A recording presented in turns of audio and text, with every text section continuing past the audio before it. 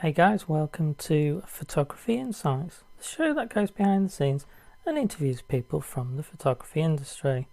Today we're on a very special show. We are on episode 99.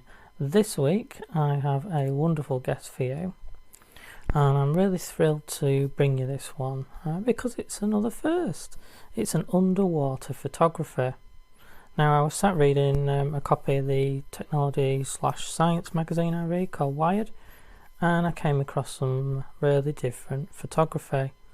It was all about reefs and a biology project to regrow some of the reefs. And it had these beautiful images by a gentleman called Lorenzo Mittiga. Now, after checking his work, I was really impressed and contacted him. Lorenzo was nothing but intriguing and fun to communicate with, so he must have been just as excited as myself. Lorenzo's work is actually known around the world for his images and work in documentaries like natural history. Now, by trade he is a marine biologist, but left that in Italy to work more in the photography world and get his hands mucky sort of thing. He's a very intelligent guy. He can speak 3 languages, and luckily for me, one of them was English. Lorenzo lives on the Dutch island of Bonaire in the Caribbean. So he talks to us about living and working as a photographer, which is a tale of weddings, portraiture, food and anything else.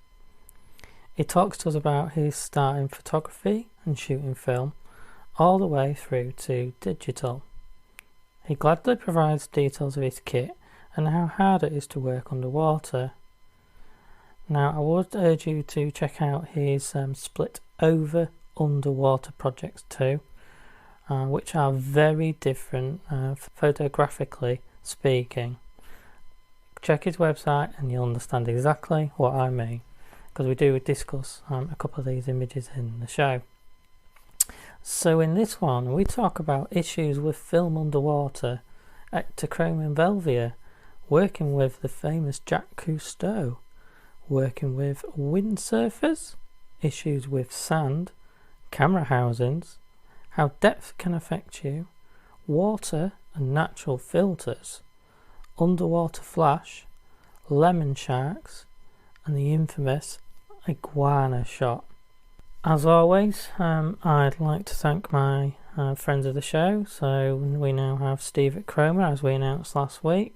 So if anyone wanting to try large format, please do give Steve's site a try. You're going to see some images up and coming from me. I've been trying one of his cameras. I only finished that literally 1 day ago, so I'm hoping to get that back sent to him. I just need to find time to develop the films.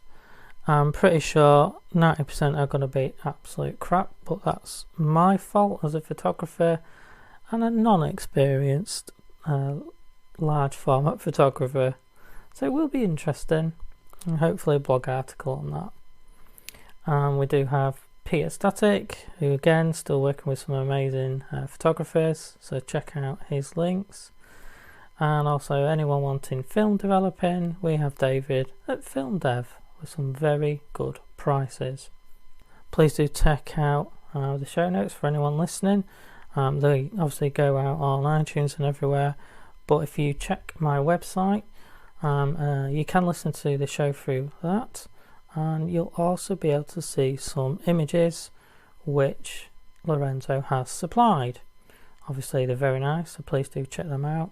And he has put some links in there to some of the equipment he uses and really recommends. And one other thing, we have a couple more reviews come through on iTunes. So let me just read you one of the recent ones. So this is from Stu McKenzie. And it says, I was interviewed recently by Andrew. He's a lovely bloke with a relaxed style, and he's genuinely interested in all things photography. He was engaged and incredibly supportive of my story and showed real interest in my photography charity for veterans. Keep up the support for the industry and all the great work you do. Thank you, Stu.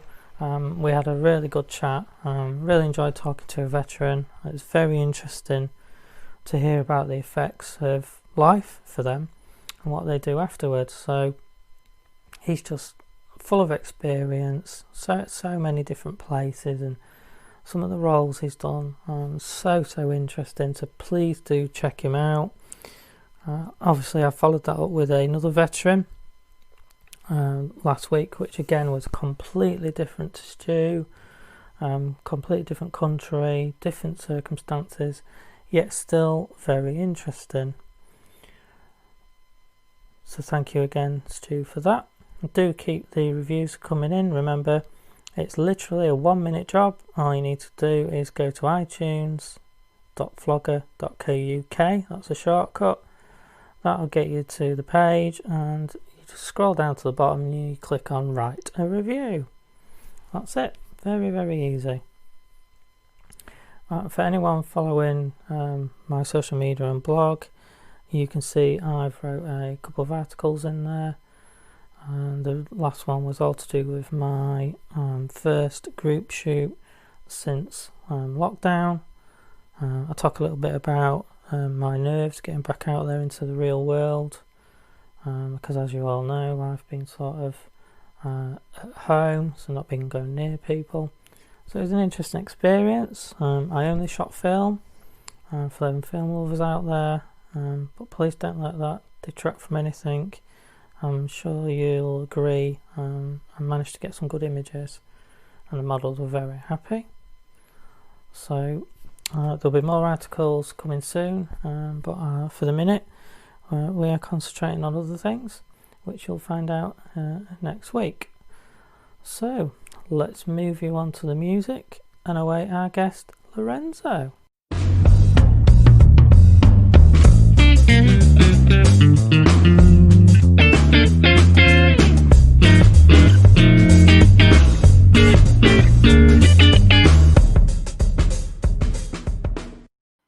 And welcome to the show, Lorenzo. Hello. Thank you. No, thank you so much for joining us. We had a little bit of technical difficulty at the beginning, but we're now up and running. Yes, that's right. But now I can hear you very well, and hopefully you can hear me very well.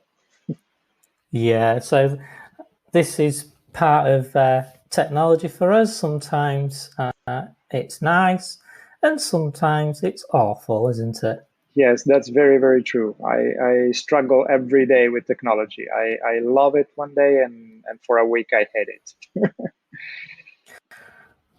And this is why I shoot film.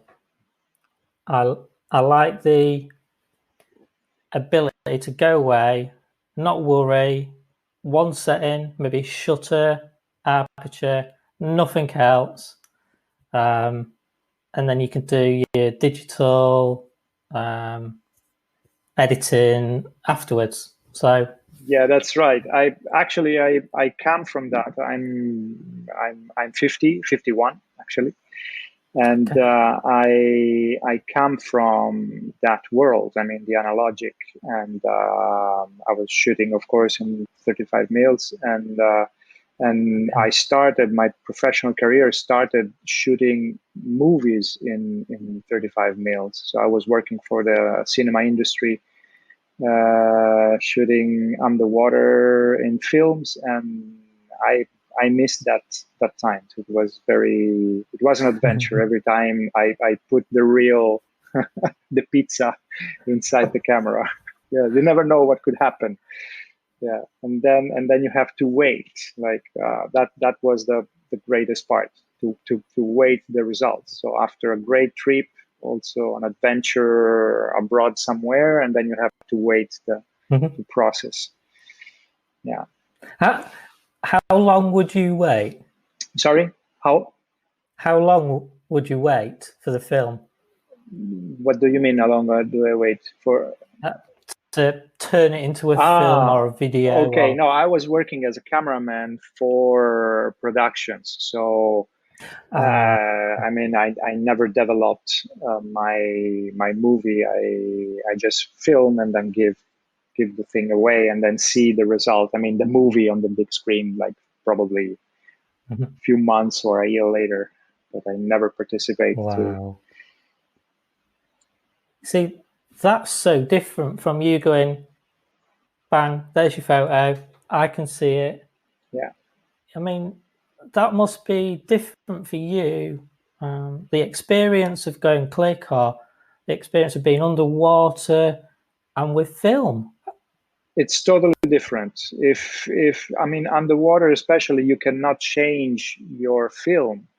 So I remember the Oh, yeah. time that I used to go with one or two cameras and bring, these bulky gears with you, because one with 64 Ektachrome Velvia or whatever, and the Mhm. other the 200, or two different cameras with two different lenses.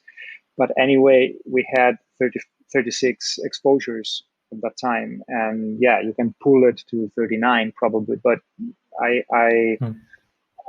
I had really to be, focus and do not lose the shots, because then, and always remember to leave at least one or two shots at the end, because something can happen.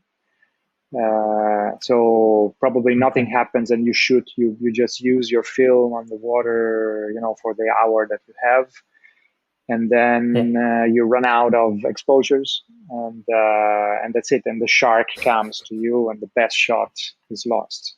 And so Oh. then I learned this from a photographer of the Calypso of Jacques Cousteau. He told me also, yeah, just never finish your exposure. Just leave always one, two, or three, because you never know. And this is true. Always happen. Always something incredible happens at the very end. Now there is not anymore this problem. So you have 1,000 shots. Yeah. Yeah, 64 gigabytes memory card, and maybe two slots. So Mm. yeah, it never goes down. I always say 1K and never goes down, and boom boom. But then, yeah, it gives you more opportunity to change your settings, and experience different lights and techniques. And then you come back Mhm. home still wet, and then you plug it in the computer and you see your results. Yeah, it's great. It's incredible. Mm. It's, it must be a game changer for your industry. It is. I think that at the very beginning I struggled to. I mean, the idea to have these files, and which are Mm. virtual. It's not physical. Yeah. So all my Yeah. Yeah. work Yeah. now, it's in a little box, and I freak out if I think that if I lose that, I lose all my work. So, Yeah. and still I have my boxes of slides and the dia Wow. in the garage in Italy, and they are Okay. there so forever. Yeah. So, but the thing is that I remember those times when I traveled with 50 reels, 60 reels in my pocket, taking care of them, the temperature, carry them, put it in the Mm. fridge, then and then when you come back, Yeah. you have to be, to be careful with the X-rays at the airport, and then you come back Yep. and you see that something is ruined. Well, it wasn't. It was different. Now I travel with, I don't have anymore, of course, this problem. And for a professional, it's much better. I mean, of course, Mm. I can rely on a lot of shots, and I know that I'll bring back something because I have more opportunity. So I can shoot Mm. broadcasts and have no problem. Even when I do action photography in the water for windsurfers, surfers. Yeah, I don't. I mean, I don't have to worry about how many shots I take. Mm. Like I just go. like this, and something it will be impressed. So Yeah. It's Do you think it's the speed? So, like, if you're taking a picture of a surfer, is it because the moment you can get your shot is so yeah, fast? well, I didn't do at that time of the analogic that kind of photography, like action photography. Okay. But now I'm taking like sequences, and then I edit the sequences, especially for Mm-hmm. windsurfers. I freeze moments, but if I take the whole action like a movie, then you can choose the frames, and Mm. that is relatively much easier. And then you don't finish. I mean, I take like 11, 12 frames per second, and at that time you were just at the half of the half of the film. So then you should change the film. Yeah. So especially in the water, to open the housing, to open the camera, take it out, clean everything. It's a work, and you have to do it well. Otherwise, the water can come in because one grain of sand is in between the back plate and the shell. So Ah. I mean, everything has to be done properly in a clean house, in a Mm. clean room, and yeah. Okay. I mean, this is all so different and interesting. Let's talk about the gear for a change, because in your industry, it's so different. I mean, what do you need to take a photo, say, underwater, enough to cover sharks and fishes underwater?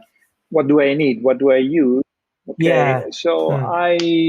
I basically imagine to have the same gears that you have for land photography, like a top side, Okay. and but then all these gears has to be in protected from the water. So it has to be in what we call, the camera is in a housing.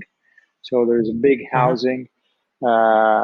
I have it here, and is the DSLR goes in this housing, and all the functions are remoted outside. Can be mechanically, can be electronically. I prefer mechanic because mechanic Uh-huh. works all the time and it doesn't fight Yeah. with water. Uh, there was a moment where people believed, well, the manufacturers believed more in electronics, so they reported everything with a USB cable inside, no leverages, no buttons, just one plug that goes Uh-huh. inside, and then all the functions remoted with a real remote control. But then the water always, there is condensed humidity, whatever that make the thing fail.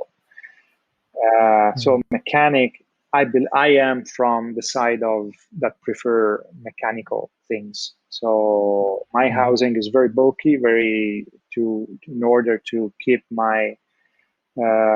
I use Nikon D810 now in the housing, and I need to have access to all the controls, so to the menu and all the functions. So each Mm. single button has to be reported, has to be remoted outside.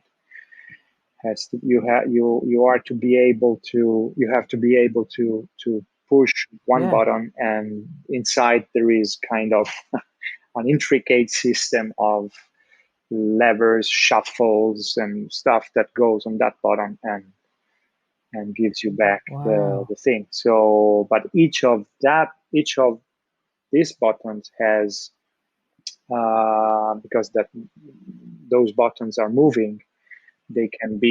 they can be a way of leaking water. So you have to maintain this gear very well.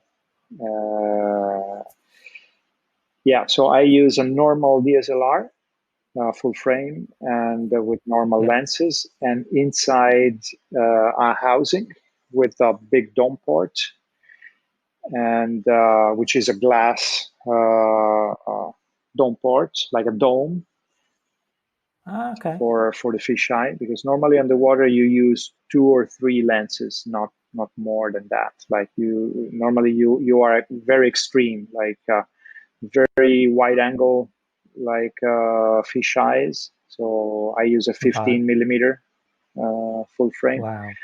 all the time. And then when I do macro, I use the 60 millimeter. So there's nothing in between. Some people for macro use the 105 or the 100 millimeter, but it's two different way of taking macros.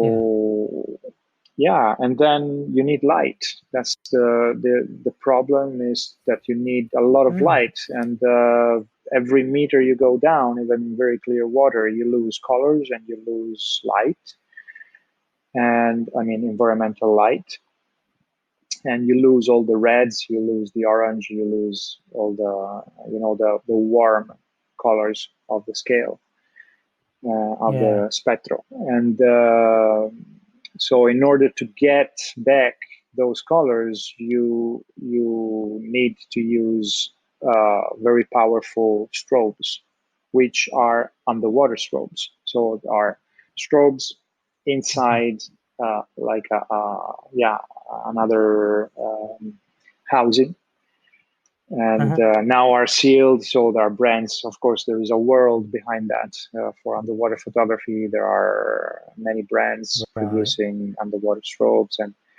they are more expensive than the housing probably sometimes. So it's very, very expensive gears. Then you need arms in order to keep the strobes in the in Yeah. position, and any different subject, any kind of light, you have to move and readjust. It's very not stressful, but you need to be focused. And beside that, of course, you have to dive. So you have to be aware that your life is depending from the scuba gears. Sometimes you forget. Sometimes you chase the best shot, and Mhm. you see your gauge, your pressure gauge, and the air is at the limit. So Oh. what's the yeah, and you want to take it. So yeah, Anything for the shot. exactly. Yeah, that's what makes difference. That Yeah. sometimes you need. That must It must be hard for lighting though. So do you have to have like big stands for the seabed? How do Yeah, you control I the I lights? have I have these arms coming out from my camera, and Okay. like, I'll show you. So I have it here. So Ah, okay, I see. um, So it's like a tripod but with four. it's so the camera, and Oh, then nice. these Yeah. arms, and you can now I have video lights on it, so very light and very small, and yeah, and this is the behind. So Wow. so and of course, nowadays you can, with the fiber optic and with slaves, all the flash, all the strobes can work as slaves. So you can put another third light on the tripod behind the coral if you want to be more creative and artistic. You can create atmosphere using Mhm. triggering your strobes in camera. Uh, Nice. then Yeah. you flash also, you fire also the remote strobe.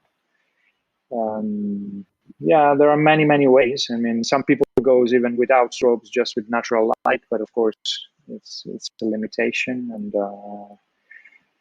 in professional photography, when I'm under assignment, I have to carry out my work anyway. They don't care how. Yeah. So if I go in a big Yeah. wreck, you have to do preliminary dives and check how is the environment, where the natural Hmm. light comes in, if there are opening that the light comes in or not. Use that light as a artistic or effect, Hmm.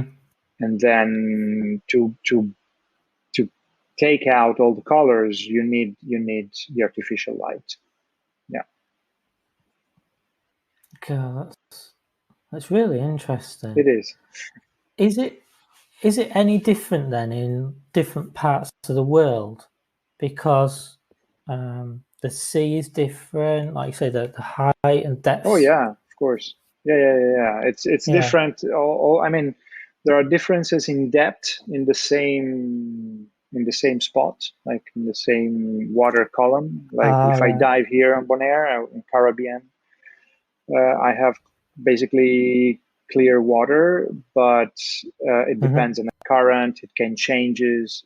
Depends if it did rain, and then I'm close to a water like stream or creek or whatever that goes out in the sea. Then the water can be affected, and the visibility. Sometimes there is a lot of visibility horizontally, but there is no visibility in vertical, or the opposite. And the Yeah. Mediterranean is very clear, for example, because it's a very poor from zooplankton, and Mm. so there are less organisms in the water, so the water is much clearer. You have 50 meters, Yeah. even 70 meters visibility, and sometimes, like you go in very cold water, like Canada or whatever, some places, or lakes, and the water is green, totally green, like you have a green filter on it. And yeah, Yeah. that's the main problem, is that the water acts like a blue filter. So you Right. have this blue filter all the time, and even if you have the Mm. most powerful light, there are particles in the water, like cloud, Yeah. like a dust, cloud of dust, and you Hmm. highlight this. This is the worst. This is the nightmare for. It's a nightmare, especially for the beginners, because they don't know how to orientate the strokes. They just pretend to put the light there, and it's not like that. I struggled for years. Always they say, I would like to take picture like you. Can you teach me? Say, yeah, of course. I give courses and classes, but you need Yeah. to experience. You need to spit blood, really, and to fight with your wife, because you always try to improve your gears, but you never improve your photography. And so it's all about technique Mm. and experience. Like I go in the water every day, and I can really process my mistakes and figure out. I wake up at night, I have to do this. Oh no, I should do that, like that. Like I was working in the mangroves, it was very muddy, Hmm. and then I had to find out how to carry out my work, because it was very muddy. Like, okay, it's the environment. I Mm. want to show also the reality of the environment, but I have to show Yeah. something. So Yeah. Yeah. yeah, even if you have the most powerful strobes, they don't break. They don't go through the water more than a meter and a half. Wow. So the guide number of my strobes is it's 32, which is the highest possible for this Oh. commercial thing. And in the water, yeah, they don't go more than 1 meter and a half. So God, that's so different so to land yeah, so you have photography. to play a lot with speed shutter sometimes. Then you learn a lot. I learned like this, because I was at the beginning stuck for years on my 1 out 250, just to be sure Yeah. underwater. And then, of course, you know that strobes sometimes with these DSLRs they don't shoot with faster or. But anyway, Yeah. I tried to, and I didn't think too much at that time. Then I learned, and I started to use. Now I do a lot. I use longest. Speed shutter, like 1/60 or 50. But you know that if you freeze the subject with the strobe, you can freeze it even at 1/10, like very slow, Yeah. very very Yeah. very, and not with a fast time speed shutter. So, and then another world opened to me because it's now I have these beautiful effects, and I'm using the strobe, second curtain sync on the strobe underwater, and you have this because everything moves. So the Yeah. fish are always this. They always have this nice shadow. So, Shadow, and the background is moving, and so you can use it also for one thing. I don't want to increase the ISO because I really like sharp images. I really like that crispy and cutting edges. So I try, and also I work in a dark environment, so high ISO with dark environment always gives me back noises in the dark, in the shades. So yeah, it's a lot of technical issues. Yeah. It sounds very, very hard. Yeah, but if you like it, now I'm in. I can't stop. Yeah. Yeah, you're hooked. Yeah. Sometimes I wanted to smash everything all over the wall, or on the wall, and give up and do weddings. Yeah, Oh, yeah, yeah. yeah. At least you eat You could, something and drink. yeah, that's true. Yeah, it's a bit different for you, isn't it? It must be so much planning. It's a lot of. How long would your equipment last then underwater? Is it more a case of you breathing than the equipment? Weakest link is the weakest part are the strobes. If you shoot Oh, if you okay. shoot at full power,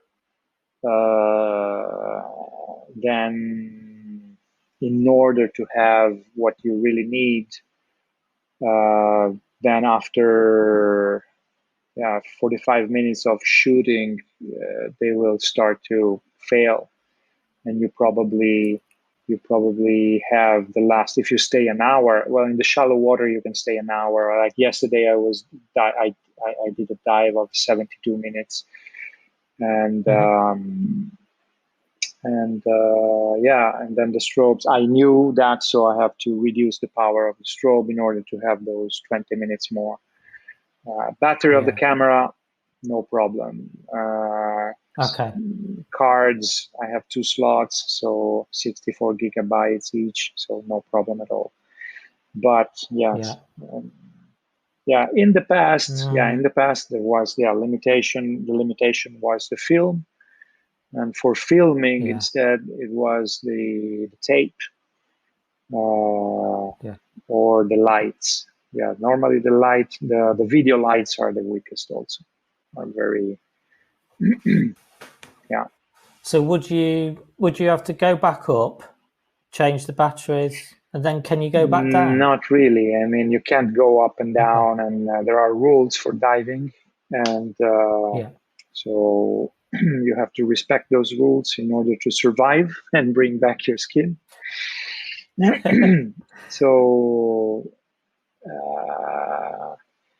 sometimes working, we in the team, when we work, sometimes we work in teams. We did many stupid things like going back, take out the water from the housing that was leaking, and put everything together and jump in the water again, or changing batteries and jumping in the water again. But it shouldn't be done because it's very risky. So sometimes you give one dive, one session, then you wait the time that you have to wait. It depends on the depth and the kind of dive you've done. Right. And then you go back. I mean, that's so different. Oh, yeah. Yeah. Like now I'm filming for Discovery Channel, and they were asking me how many dives I need in order to carry out the work. So you have to plan the thing that a dive can last, let's say 50 minutes, 45, 50 minutes, but all inclusive. So means that you are not shooting for 45 minutes. Yeah. So probably you shoot half or 1/3. So it depends on the depth. The more deep you go, the deeper you go, the less you shoot. So I remember years ago I had to shoot very, probably my deepest dive at 107 meters. It was a technical dive inside a wreck. And the total dive with mixed gas and everything was the total dive with decompression was more than 3 hours. But I shot 15 minutes. I had 15 minutes to shoot. And those 15 minutes, probably 1 or 2 were good because, yeah. God. So imagine to make a documentary. Yeah. Well, this is something in number. If this is one of my very first professional work I've done, I was part of a team shooting a documentary about the nightlife in the Mediterranean. Nightlife means the wildlife that happens at night. And I was shooting with one of the photographer, which was Italian, of Jacques Cousteau, of the Calypso. Yes. Famous Jack Cousteau. And we did in many years, we did 2,400 dives. We shot 1,400, 1,400 hours of diving. Wow. And we had 80 hours of total filming. And we did a documentary of 50 minutes. For 50 minutes, So that was the proportion. Yeah. And sometimes you don't know what you get. So you go down and you think you want to film that, but it's not there. Or you can have technical issues with your diving things. If everything goes well, you have probably something with your lights, or probably with your camera, or probably with your tripod, or So it's like everybody. It's frustrating, But outside, you just change, and I don't want to say that it's easier outside, because I also do safari and all these things. Oh, no. And you have other issues. So it's just different. Yeah. Yeah. Do you want a annoying bride shouting at you for a wedding, or would you rather have a shark? Yeah, exactly. I would rather have a shark. I prefer. Yeah, I could understand. I can deal with that. So, yeah. You've worked all over the world. No, well, I don't want to say that. I cannot say that. Not all over the world. I've been in a few places. A few places. Yeah. And what's some of your favorites then? This is a very difficult questions that I've been asked many times, and I always answer. For me, there's not a favorite place. I love my Good. Mediterranean Sea, because I grew up there and Mm. I've done many dives, and I love it. But Mm. honestly, each different place, it's a different in terms. It's a different place, so you cannot expect when you Yeah. go up to the mountain to find the same atmosphere that you have at the sea or up Mm. in the hills or in the meadows or in the woods or whatever. So I have different experiences. I learn to appreciate even a murky harbor.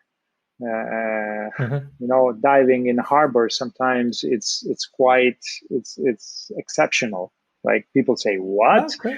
Yeah, it's kind Yeah. of a dump, but Yeah. you find things and you discover life that you would never imagine, and then you appreciate that. But you cannot say that that is better than a reef. Or at the same Yeah. time, I would say, okay, the reef, it's a beautiful environment. You cannot compare it with the harbor, but you Yeah. find excitement, you find things. I love discoveries, I love adventures, so I Mm. find in these different places different feelings, different emotions, and so I don't care if I go there or on another place. Mm. Yeah, I see that people, especially divers, they are stuck. They go where the Mm. industry tells you to go. Like, oh, you have to go to Maldives. You Mm. have to. Of course, it's beautiful, but why not Yeah. experience the sea that you have in front of your house, or if you have it, or Mm. just next, Yeah. or go anywhere. Like as a marine Mm. biologist and photographer, I would explore every single meter uh, of the ocean. Mm. Like I'm, Yeah.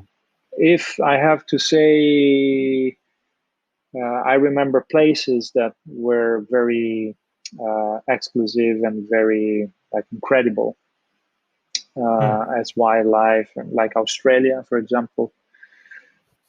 There are Mm-hmm. some spots, some specific spots, like the Navy Pier in Western Australia. It's about close to Ningaloo Reef, Western Australia. It's Okay. 1,000 k's up north from Perth, and Yeah. it's just a spot. It's there is a dock, a military army jetty, and it's very Mm-hmm. difficult to get there. And but underneath, like in 14 meter of water, there is the whole life, the whole Indian Pacific Ah, wow. expected life, from groupers, Yeah. sharks, small things, and corals, and it's incredible. So I remember that. I remember my experience in South Australia with sea lions, and Mm. the, I think so I think that's a better question. It's what are your best memories, really, isn't it? And I think that's the same for every photographer. You have an average day, an average picture, yeah, but sometimes there's a memory there. yeah, yeah, exactly. So yeah, in the sea, everything can change. Sometimes you don't expect things. Like with my partner, my wife, Elisabetta, I was just going for a normal snorkeling afternoon, just relaxing. Mhm. I didn't have my camera, and we just put the foot in the water, and she said, "Sharks." And I said, "What?" I said, "Yeah." And I said, "No, you're joking." And so I said, "Okay, now we wait." We were just with water like this, Uh-huh. and we wait 30 minutes, and this shark came back and was a lemon shark, and nobody saw lemon sharks in that side of the island in the uh, Okay. southwest of Bonaire, on sand, like white sand. And people didn't believe that, but I went for a few days and took pictures, and we could find again the sharks. There were three big lemon sharks, and just in the middle of water. And probably people goes there without caring, so they don't even put their Yeah. heads; they just walk, and they would never see it. And so I started to. God. That's also why I decided to explore parts of the island which were less explored underwater because the water is shallow, and I found colony of like a Yeah. group of sharks in the mangroves, and Uh, and these are some of the photos out there that I've seen. yes, yeah, well, Yeah. the nurse sharks are very common and yeah, harmless almost Yeah. sharks in the Caribbean, but in the mangroves and and find them always in the same spot, like a resident group. It was quite Mm. something. I didn't release where I did find this Yeah. to the people here because I'm afraid that then fishermen can catch them. And so I'm trying Okay. to, as a conservationist photographer, I'm trying to study a little bit them Yeah. without being invasive, taking pictures, understand a little bit of their habits, and give more value to the mangroves as environment, as habitat, Mm. because it's really a misunderstood habitat. Like people thinks that it's a Hmm. muddy dump or full of mosquitoes or nothing is in there, but it's full of life. It's incredible. It's a nursery of the reef. Now are coming Right. out Okay. some articles for some magazines about this Yeah. work I'm doing, and I'm very I'm very glad that people is appreciating, at least here on the island, is appreciating a little bit more this Yeah. environment. Yeah, Yeah. This must be a big change to think of some of the life and protecting it more. Photography helps, I think, because you get in the yeah, papers and you're getting into Discovery Channel, and that's where people like me and the public really take yeah, this in. yeah. I had to put myself in the, start to think as a person that doesn't live in an island. I Yeah, like this. yeah, This is kind of like extreme life, no, for or dreamy life for most of the mm, people.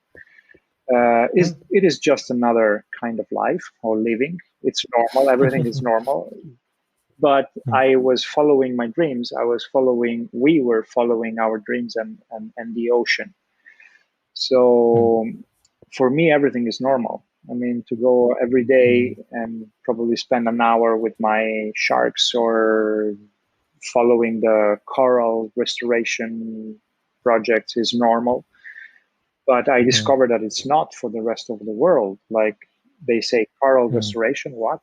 You can gardening the corals, or you can replant the coral. Yes, but for me, it's normal because I live in this world.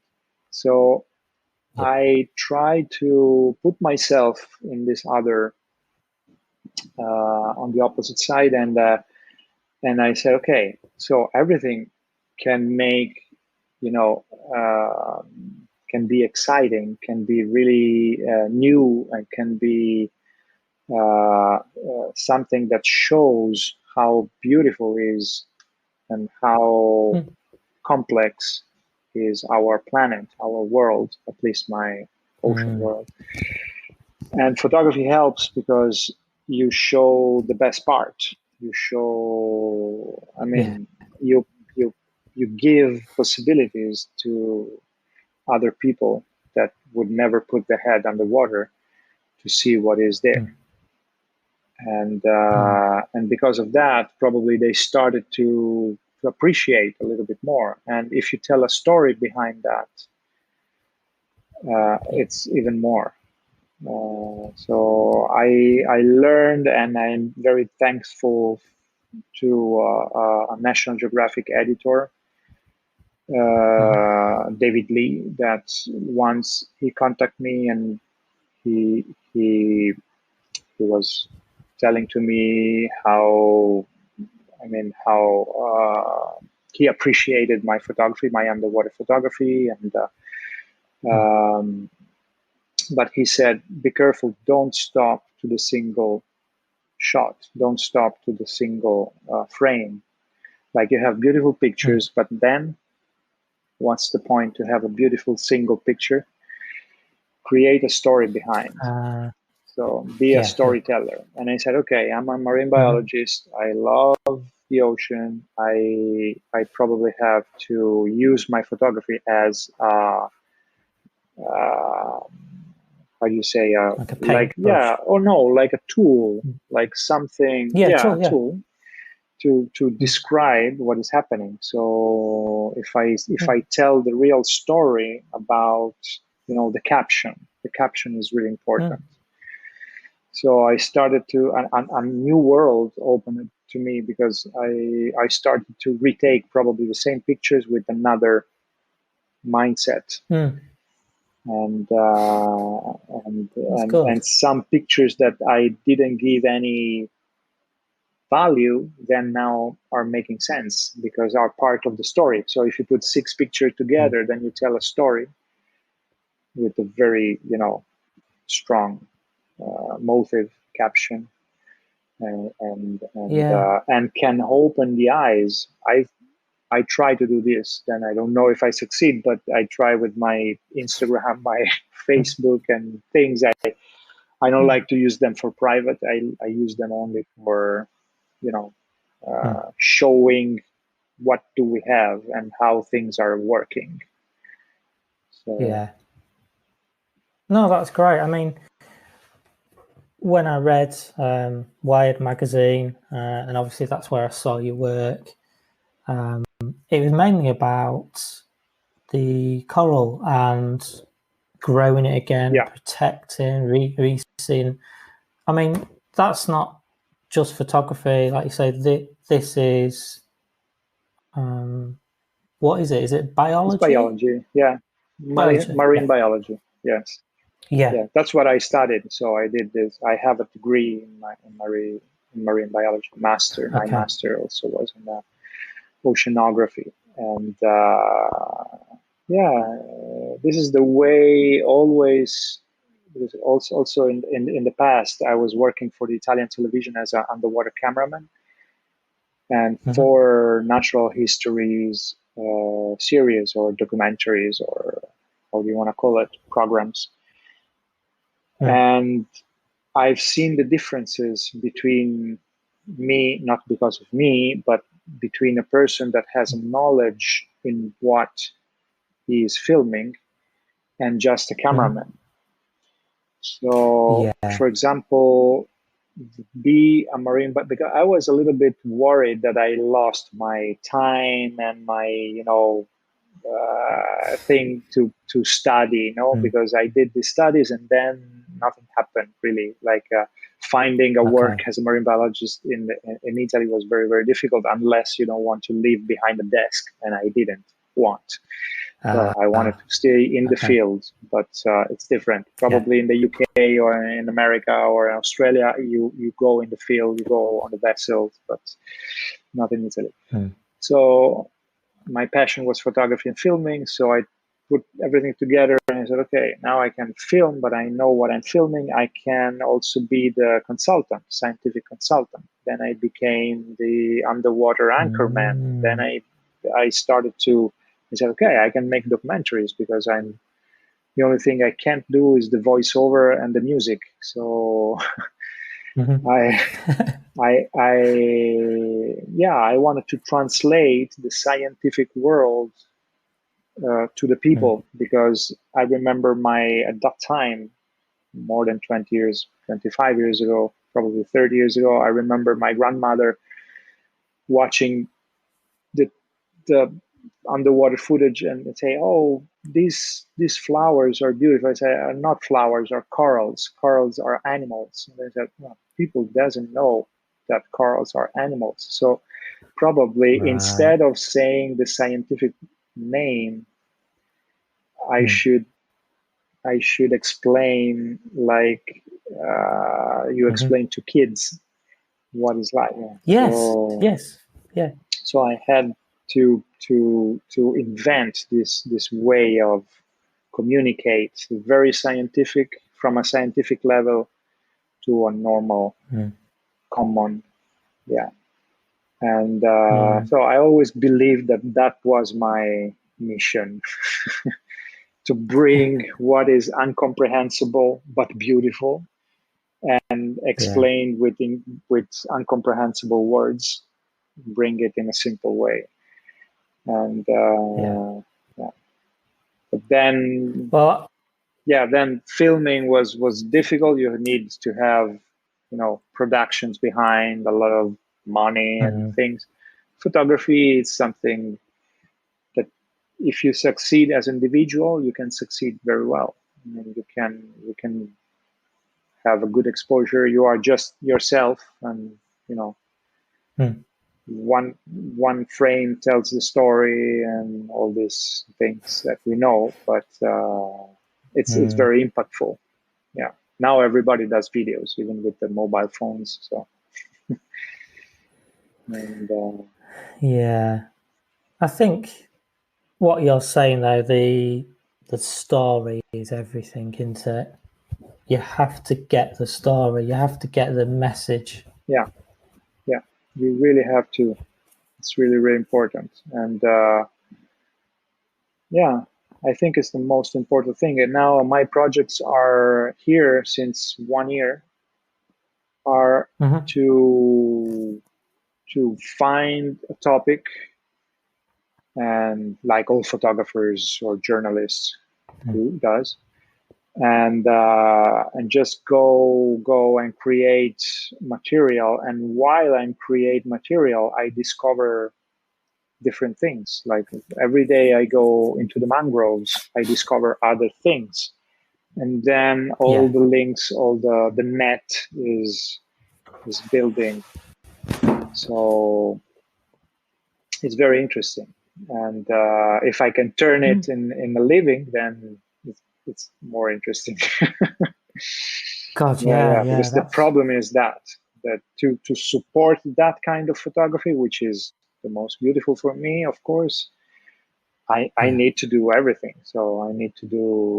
I don't want to shift from this kind of work to another completely different. So probably Yeah. I'm too spoiled, but if I do something different, I do some different photography or filming, or Hmm. okay, I work with Yeah. tourists, or I do now always wedding, which wedding also it's something. I mean, for people who does Mm. wedding, I know that there are incredible photographers, and it's not easy at all. But I Mm. use, because it's totally different from my kind of photography. But I have to do everything. So real estate, wedding, portraits, food photography, horse photography, and sports photography, everything. And everything is different. So I go a little bit crazy when I have to set up my gears from one day to another, because I mess up everything. God. I have two cameras, but I mess them up all the time. And I forget. I go underwater with the speed shot, the speed shutter Oh. 1 out of 5,000, and because the day before I shot action. So yeah, Oh dear. but in order to support the dreams, you have to be able to Mm. do all the rest, which is Yeah.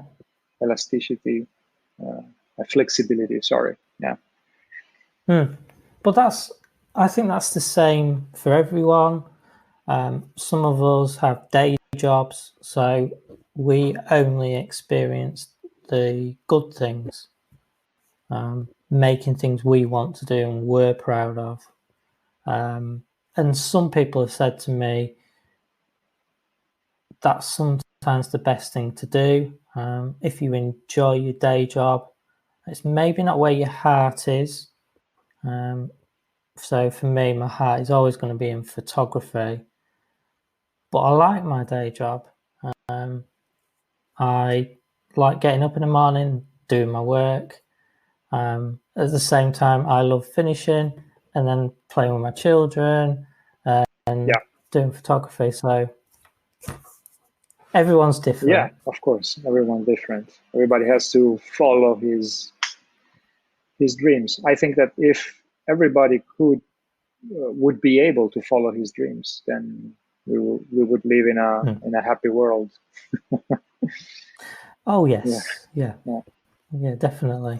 I mean, I was looking at some of your projects, and although there's you can see you are a man of water and underwater, I love the differences. So you've got say a shark underwater, and then you've got this where you are obviously just at the line where you've just come up out the water and you can see waves, and you sort of merged it in to a sunset and the colors. That I have to, those are the what we call split photography or over under yes. or split photography, like the frame is splitted in the top side and the underwater.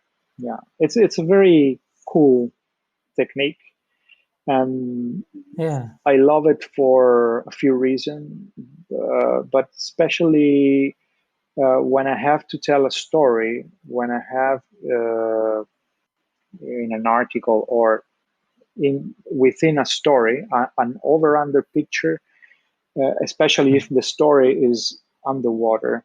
The over under always, how you say, contextualized the story.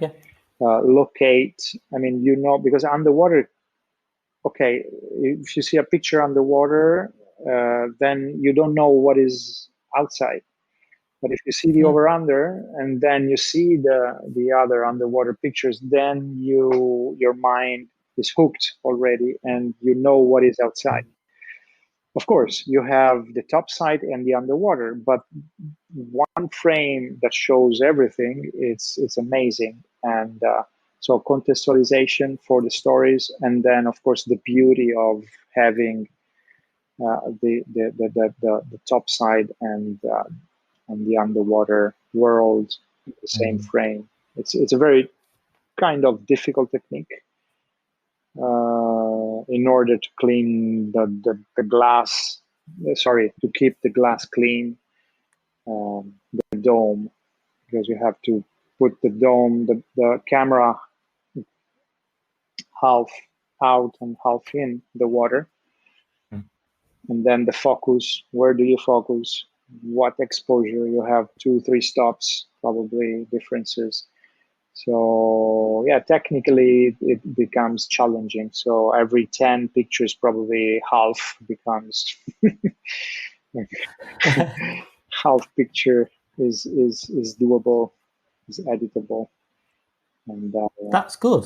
I started to do it because I do also fine art photography. I call it fine art. Is wildlife or nature photography stretched or pulled to the limit in order to create pieces of art to put on the wall, with printed in acrylic, and it's a very good market when it happens. And but it's something I have something from there, something from here, something from everything a little bit. So yeah, and I see that the over under shots are very nice on the wall. also I can imagine. So when you have this very beautiful waters, colors, because they're so different from here, for instance, or wherever people are listening from. I think that's part of it. My aim when I shoot is to drag the attention to let the viewer feel part of of the picture. So I notice when Mm. I did exhibition, or if people stays more than 10 seconds or 5 seconds probably now in front of your one of your, it's something. And when you see people Yeah. stop and stare and look all the details, I really like details. So Mm. um, Yeah, I mean, you won, awards, and that iguana yeah, shot. the iguana I shots mean, is it's the, yeah, mm, actually the beautiful. iguana shots is the, I have to say, is the one that made me do the step, the giant step. um, Mm. I was totally unknown. I'm not saying that I am an unknown photographer, but now I have an international, I have Yeah. feedback, I'm published and whatever. But when I did that shot, I came out of the water, and I always have to thank my wife always for this, because I was not giving any It's credit nice. to that. Because here we are full of iguanas, and for me it was natural again. But I Okay. never seen an iguana in the ocean. Especially, I've seen it, but from far. They are very shy, Mm. and they. So I was trying to take a picture of the cave with the sunset. Mm. So I had that in mind since days. I had a friend with that cave, with a house and the cave just in the cliff down. So I asked him if I could go there and take the picture. And I went there at 5 o'clock. I waited and I was cleaning my dome and waiting for the right moment. And suddenly, so I took pictures one after the other, all the same. And suddenly I heard screaming. And I thought it was my wife on the cliff, that she was trying to tell me Oh, that something was coming towards me. But I was in the cave, so I couldn't really hear. It was a semi-submerged cave, right. and I had the hood, so I couldn't hear very well. And I said, okay, probably it's late, so I have to go back, because there were 2 hours that I was in the water waiting for the right Yeah. light. But she was telling me that something was swimming from far towards the cave. She could see from the cliff. Then I understood that something was going on, and I shot. I took 3 shots, like pam, pam, pam, just to waiting my flash recycling. Mm. And then I went back home and I say, oh, what was that fish? Because I didn't realize that was an iguana. And because I didn't look, Wow. I don't look in the LCD when I shoot, because I was too focused on the loop in the viewfinder. Okay. So Yeah. I saw the picture. It was a little bit dark, but then I said, "Oh, an iguana." And then the first was like this, another was vertical, and the third was perfectly like 10 centimeters from my fisheye, perfectly on focus. And the eye was so on focus, that was incredible. And she said, send it immediately to the editor of National Geographic. And I said, no, but they have heaps of them. And Mm. immediately I was published. And they said was the picture of the week, the picture of the day, picture of the week, the best one of the best 20 picture of National Geographic in I don't know, in the year, Oh, and the picture of the month. And then the Smithsonian, I won the Smithsonian natural photo contest with that, and still is gaining. I don't know how, but still is getting awards and stuff. And then I realized that there were no other pictures like that. So I was in the right place, wow. right moment, with the right person that that told me to shoot. And yeah, and I always say a very strong will to and passion Yeah. because I was there for the sunset, and I had in mind to do this over under sunset in the cave, which for me was already the best picture of the year. But then with the iguana was obviously unique. And, yeah. So this is probably my not my best picture, but probably the most famous picture of my portfolio. Yeah, Still, that's not a bad thing. yeah.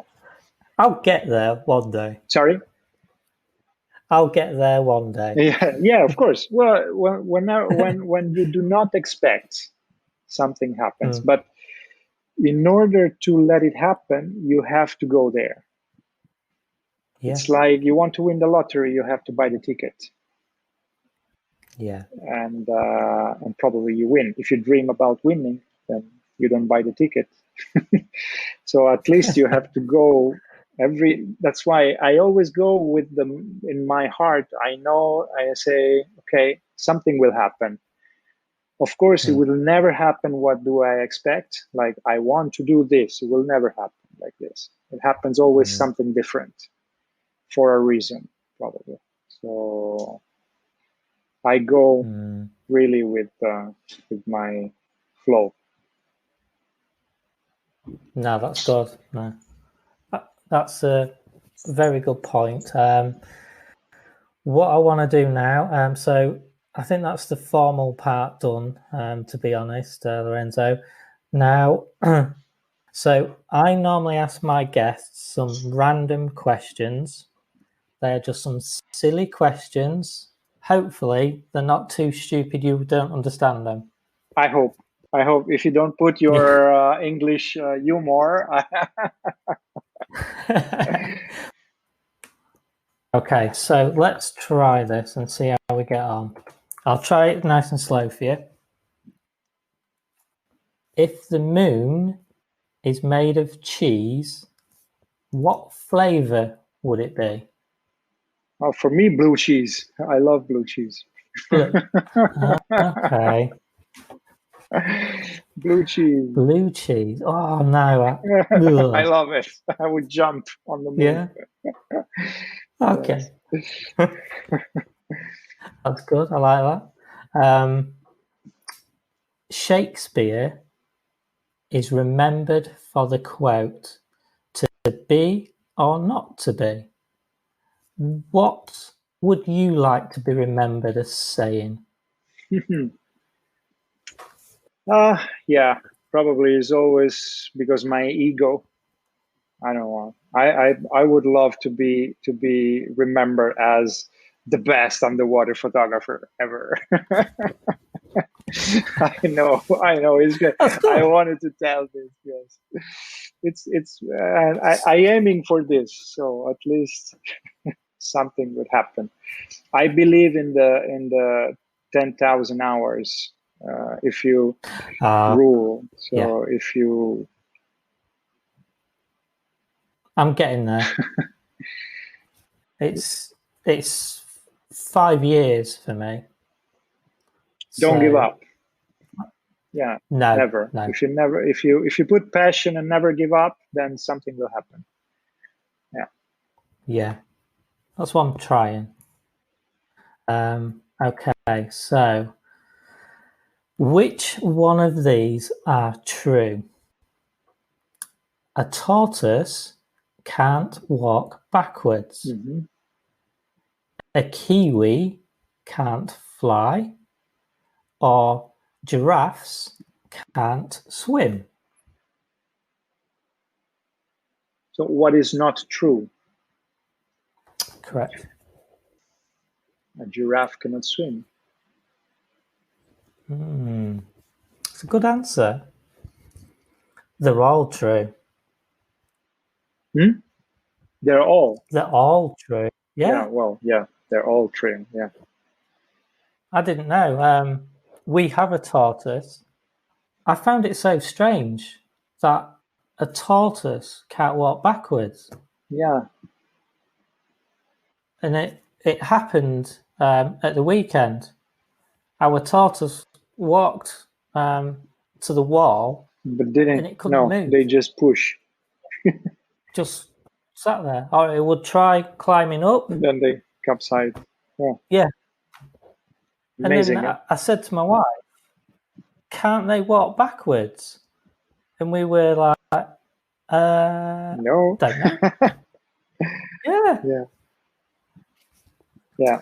Oh, well, thank you so much for going through my silly questions, Lorenzo. No worries. I'm sorry, I'm not so sharp to to be able to answer. Yeah. No, you did fantastic. For a guy that speaks a few languages, you did very, very good. So my final thing is I'll put links in there for your Instagram and your website. I do this pay it forward scheme. Would you like to recommend another photographer to come on the show? Someone yes. you really like, someone that maybe would be willing to talk to us? Yeah, I know a really nice. Well, there is a friend of. I have a couple of friends which I would love to recommend you. And there is a friend of mine who's a photographer, and he lives here on the island also, and he's Italian. And we've met just, we are just a few Italians that we met here. And is Marco Di Gianvito. He's mainly does street photography.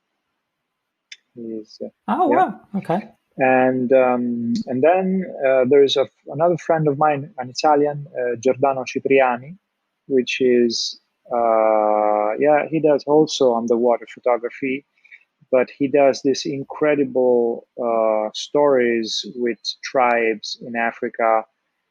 And he did an incredible article on the craqueros, people who smokes crack in Brazil, in Rio, following them. He has this incredible ability of following people in exceptional situations. Like, I would never do that. And so. Wow. Oh, thank you so much. I can send you the links, or that'd be very kind of you. So all I've got to say is thank you so much for coming on, Lorenzo. Your photography is fantastic. Thank you very much. I appreciate. You keep the science going. It'd be lovely to see what progress is made underwater with these reefs. Yeah.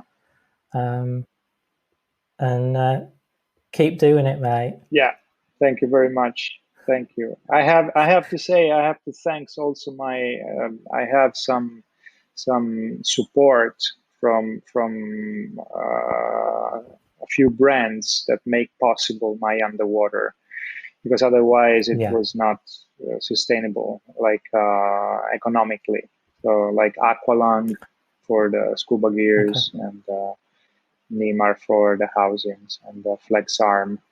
I always want to thank them, because I think it's not, I know it's can be feel like publicity, but I just like to thank, because they believe in my work, and I get gears, and I use them, of course. Yeah. No, I agree. I'm all for people supporting you. Mutual respect. Yes, I know that can sound like, it can. But I feel, I have to say thanks to some people. Yeah, thanks to you also, because this is a very incredible way to to be known, and okay. So, thank you so much, and I will speak to you again, my friend. Of course. Thank you. Thank you, Andrew. Thanks a lot, Lorenzo. Thanks a lot. Ciao, we say? Ciao. Ciao. Ciao. Thank you. Bye. Bye-bye.